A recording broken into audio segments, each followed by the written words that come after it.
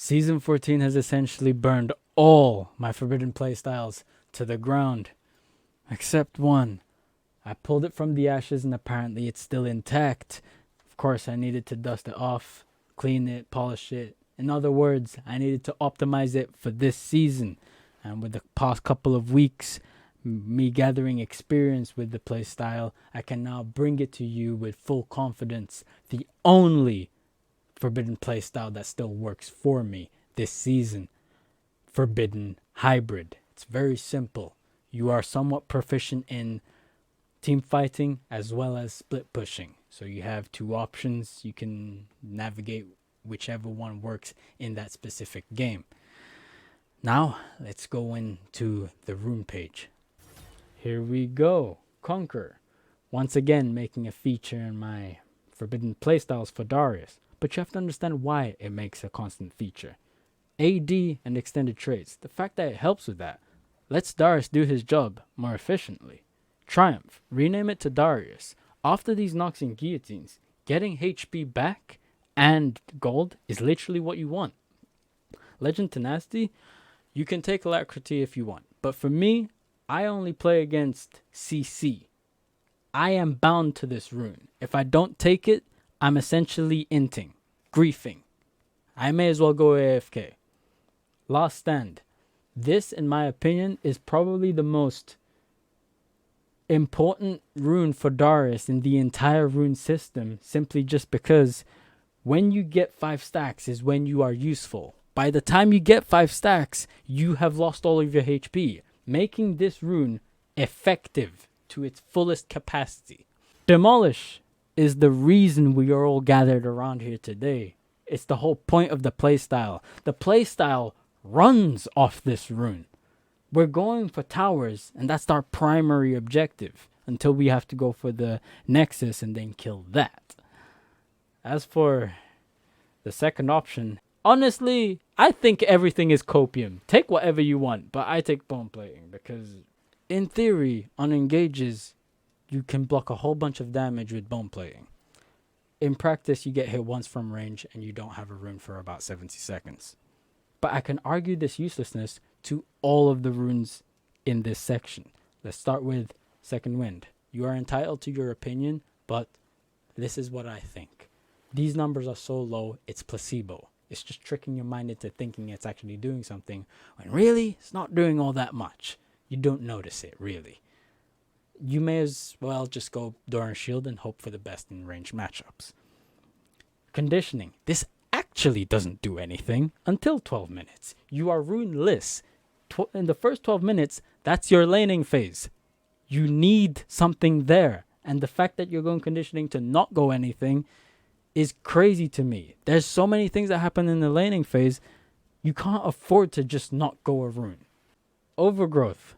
200 to 300 HP at best in the late game. So up until that point, you have HP that you barely even notice is there because it's so little. This one ain't it, Chief. Revitalize. These numbers are so low, you barely feel it. Not to mention, why are you trying to do the job of Aatrox better than him when he's clearly going to outperform you in that regard? This one also isn't it. However, what I must say, even though the numbers are small, this probably has the best argument, especially with the 10% at the lower HP, as compared to everything here that I've just explained. And we go to the last one, which is honestly a joke. Unflinching. 2 to 10 armor and magic resist after you get CC. Bro, just delete the rune, man. There's no point in having this here. I feel like a clown trying to explain this rune. No, this doesn't exist. Forget it. You can take whatever you want. Everything is placebo. Attack speed, clearly better than everything in its row. Movement speed, the only argument is the health scaling, but I prefer to move faster than have a little bit more HP. That's my preference. And last but not least, tenacity, because I am bound to it. I play against CC 24/7, 365. I need to take it. There is no ifs, ands, or buts. I must choose this. And now we go over to the items. Items, for starters, Dyrone Shield, because laning supremacy, you want that HP and that sustain. the first item you buy when you recall, this is kind of what your item order is going to be. Is you're going to finish your boots of choice, then you're going to go into HP, Ruby Crystal, preferably that goes into Rectrix, and then you go back and finish Tunneler. If the gold isn't good, you finish Tunneler, then you go into Rectrix. As for your second item, you're going to finish Sterix Gauge, because by then you're going to deal with skirmishes sometimes and you want to have HP so that you can survive, and a shield to help you. So you definitely want to take this. It's going to help with tenacity and everything, and you should get out of CC as soon as possible, especially with the skirmishes that I just told you about. Now, at this point, this is where it gets techie. You go ahead and finish Winged Moonplate because you still don't have that much HP. You finish this and you have somewhat enough HP. But you stop that Winged Moonplate and then you finish their stance. Once you finish their stance, then you go back and finish Winged Moonplate into the Force of Nature, and you are now at your 4 item spike. You're pretty much at your strongest, and you can do team fighting as well as split pushing. The idea behind this playstyle is you just keep split pushing until that you're ready to team fight. By the time you have these 4 items, you should be around level 16 and you're ready for a team fight if it needs be. If team fighting is bad because they have certain champions, then just don't team fight and go split push, because you will be super effective with the Hull Breaker and every item you have. You have 3 AD items, and one of them is very good for split pushing. You'll be very effective, and you move very quickly because 2 of them give you movement speed.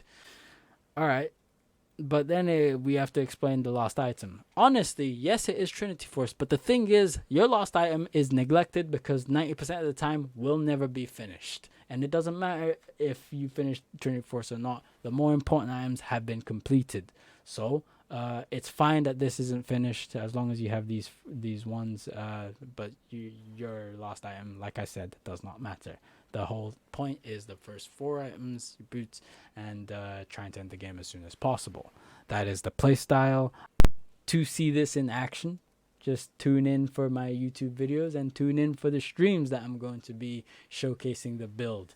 I really am excited to show you because this is the one thing that I finally cracked and actually really feels like it works for me. But other than that, thank you for watching. Do the YouTube usuals, like, comment, subscribe, share the video, and watch more videos. Anyways, that's it from me. All my links are down in the description below. Have a nice rest of your day, and peace late.